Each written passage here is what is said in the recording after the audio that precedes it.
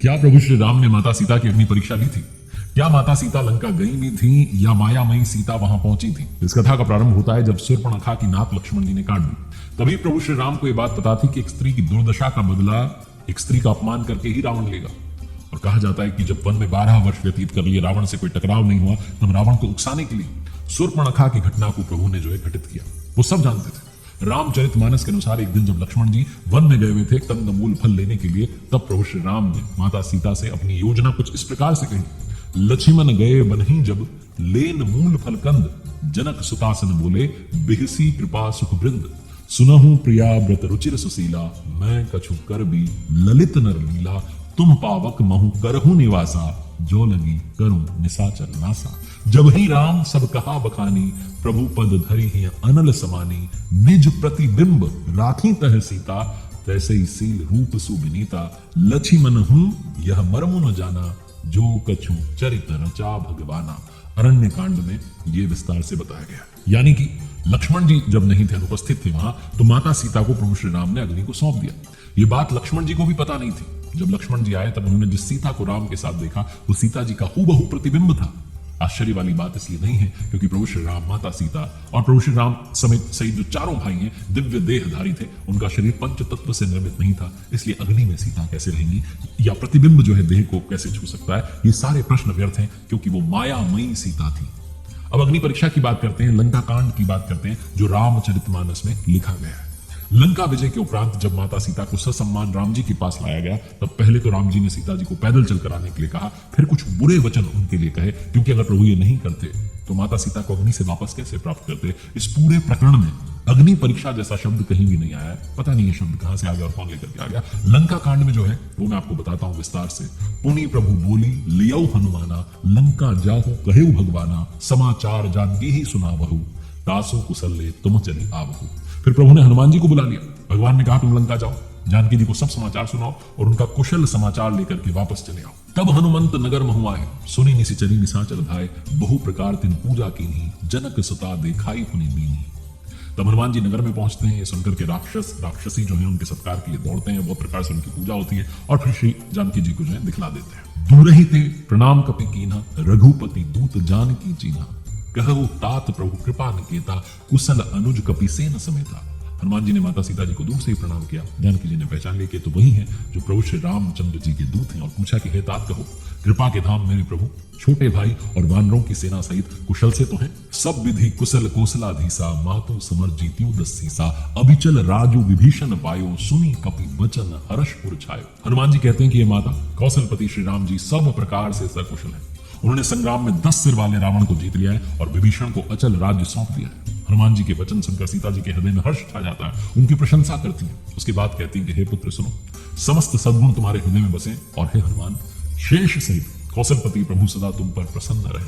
अब सोई जतन करहु तुम ताता, देखो नयन श्याम मृदु गाता। तब हनुमान राम पहि जाई, जनक सुता के कुशल सुनाई।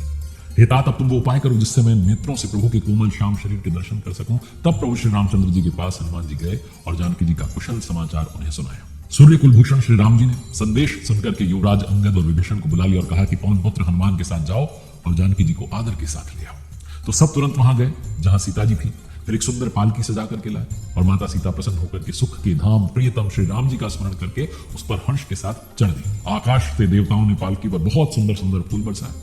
माता सीता जी के असली स्वरूप को पहले ही अग्नि में रखा हुआ था, अब भीतर के साक्षी भगवान उनको प्रकट करना चाहते थे। तेही कारण करुणा निधि कहे कछुक दुर्बाद, सुनत जातु धानी सब लागी करे विषाद। इसी कारण से करुणा के भंडार प्रभु श्री रामचंद्र जी ने लीला से कुछ कड़वे वचन कहे जिन्हें सुनकर के राक्षसियां विषाद करने लगी। और माता सीता कहने लगी, प्रभु के वचन शीस धरी सीता, बोली मन क्रम वचन पुनीता। लक्ष्मण हो धर्म के नेगी, पावक प्रगट करहु तुम बेगी। प्रभु के वचनों को सिर चढ़ाकर मन वचन और कर्म से पवित्र श्री सीता जी बोली, हे लक्ष्मण, तुम मेरे धर्म के नेगी, धर्माचरण में सहायक बनो और तुरंत अग्नि तैयार करो। सुनी लक्ष्मण सीता के बानी, बिरह विवेक धर्म नीति सानी। लोचन सजल जोरी कर दो, प्रभु सन कछु कही सकत न हो। माता सीता जी की जो बिरह विवेक धर्म और नीति से सनी हुई वाणी थी, सुनकर के लक्ष्मण जी के नेत्रों में जल भरा है। वो हाथ जोड़ करके खड़े रहे, वो प्रभु से कुछ कह भी नहीं सकते थे, संशय की स्थिति थी। देखी राम रुख लक्ष्मण धाये, पावक प्रगति काठ बहु लाए, पावक प्रबल देखी वैदेही, हृदय हर्ष नहीं भय कछु तेहि। फिर श्री राम जी का रुख देख करके लक्ष्मण जी दौड़े और आग तैयार करके बहुत सी लकड़ी ले आए। अग्नि को खूब बढ़ी हुई देख करके माता जानकी जी के हृदय में हर्ष हुआ। उन्हें भय कुछ भी नहीं हुआ, क्योंकि वो पूरी लीला को जानती थी। जो मन बच क्रम मम और माही, तजी रघुबीर आन गति नाही, तो कृसानु सबके गति जाना, मोह कहूं हो श्रीखंड समाना। माता सीता जी ने कहा लीला से, यदि मन वचन और कर्म से मेरे हृदय में श्री रघुवीर को छोड़कर दूसरी गति अन्य किसी का आश्रय नहीं है, तो अग्निदेव जो सबके मन की गति को जानते हैं, मेरे भी मन की गति को जाने पहचाने और मेरे लिए चंदन के समान शीतल हो जाए। श्रीखंड संपावक प्रवेश कियो, सुमिरी प्रभु मैथिली, जय को सलेस महेश बंदित चरण रति अति निर्मली, प्रतिबिंब अरु लौकिक कलंक प्रचंड पावक महु जरे, प्रभु चरित काहू न लखे, नभ सुर सिद्धि मुनि देखई करे। प्रभु श्री राम जी का स्मरण करके और जिनके चरण महादेव जी के द्वारा वंदित हैं तथा जिनमें सीता जी की अत्यंत विशुद्ध प्रीति है, उन कौशलपति की जय बोलकर जानकी जी ने चंदन के समान शीतल हुई अग्नि में प्रवेश किया और प्रतिबिंब यानी कि माता सीता जी की छाया मूर्ति और उनका लौकिक कलंक प्रचंड अग्नि में जल गए। प्रभु के इन चरित्रों को किसी ने नहीं जाना। देवता सिद्ध और मुनि सब आकाश में खड़े होकर के देख रहे हैं। धरी रूप पावक पानी, गही श्री सत्य श्रुति जग विदित जो, जिमि क्षीर सागर इंदिरा रामहि, समपि आनि सो, सुराम बाम विभाग राजति, रुचिर अति शोभा भली, नवनील नीरज निकट मानहु, कनक पंकज की गली।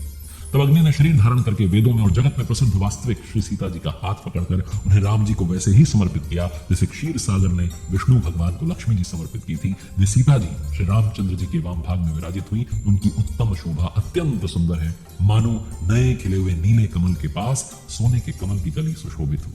ये है वो पूरा प्रसंग जो श्री रामचरितमानस में है, जहां कहीं भी अग्नि परीक्षा जैसा शब्द आया ही नहीं है। प्रभु की लीला अपार है, उनकी लीला वही जानते हैं। हम मनुष्य हैं, हम ज्यादा आगे का देख नहीं पाते। जो देख रहे होते हैं उसी को देख करके परेशान और चिंतित हो जाते हैं। इसलिए मन क्रम वचन से प्रभु के चरणों में समर्पित हो जाइए।